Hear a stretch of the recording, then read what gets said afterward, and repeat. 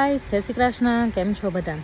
તો ઘણા બધા મિત્રોની કમેન્ટ આવેલી હતી કે ત્યાં અહીંયા જે ઇન્ડિયામાં બહારની વસ્તુઓ આવે છે એ ક્યાંથી આવે છે અને કઈ રીતનું હોય છે. તો અહીંયા મને એટલો બધો તો આઈડિયા નથી કે બહારની વસ્તુઓ કઈ રીતે ત્યાં આવતી હશે, પણ મોસ્ટલી અહીંયા એવું હોય છે કે જો આવા કન્ટેનર હોય છે જે મોટા મોટા અને લખેલું હોય છે give your cloth second life, એટલે તમારા જે કપડાઓ હોય, જૂના કપડાં હોય, તમે બીજાને આપી શકો છો. અને આ જે છે એ આપવાના, એ તમારે ના જોતા હોય તો આપણે ત્યાં કપડાં લેવા આવે કે કંઈ પણ જે કપડાં આપીને વાસણ કેવું આપીએ ને, તો એવું ના આપે. અહીંયા તમારે આ ના જોતા હોય તો કચરામાં ફેંકવા, એની જગ્યાએ અહીંયા આપી દેવાના. આપણે તો ત્યાં પોતા પણ કરી નાખે, પણ અહીંયા એવું ના હોય. અહીંયા પોતા તો ઊભા પોતાને એ ટાઈપનું જ કરતા હોય છે.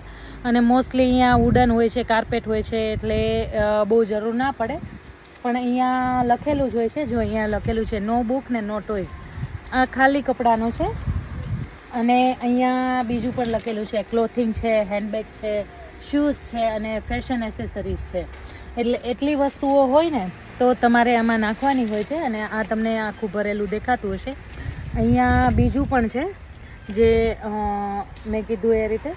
અને આ જે છે એ 24 અવર્સ સર્વિસ, ફ્રી કોલ. તમે ગમે ત્યારે એમને કોલ કરવો હોય તો કોલ કરી શકો છો.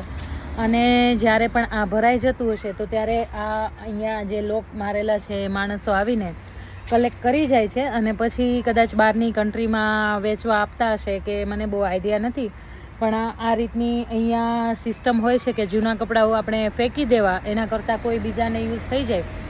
બીજું એ કે તમારે કદાચ જોતા હોય આ કપડાં તો પણ તમે અહીંયાથી લઈ શકો છો. અને આમાં એવું હોય છે કે જે આ તમે નીચે આવી રીતે આમ કરીને અહીંયા જો આવી રીતે કોઈ નાખેલા છે તો આવી રીતે તમે વસ્તુ મૂકી દેવાની અને પછી આમ અંદર નાખી દેવાની, એવી રીતે. એટલે તમારે જોતા હોય તો લઈ પણ જઈ શકો છો. એટલે મને થયું કે અહીંયા એક આવી રીતની પણ સિસ્ટમ છે, એટલે તમને બતાવું હું તમને. અને સારું, ચલો, વિડીયો ગમે તો લાઈક, શેર, સબસ્ક્રાઈબ જરૂર કરી લેજો. મિત્રોને પહોંચાડવાનું ના ભૂલતા. બાય, જય શ્રી કૃષ્ણ.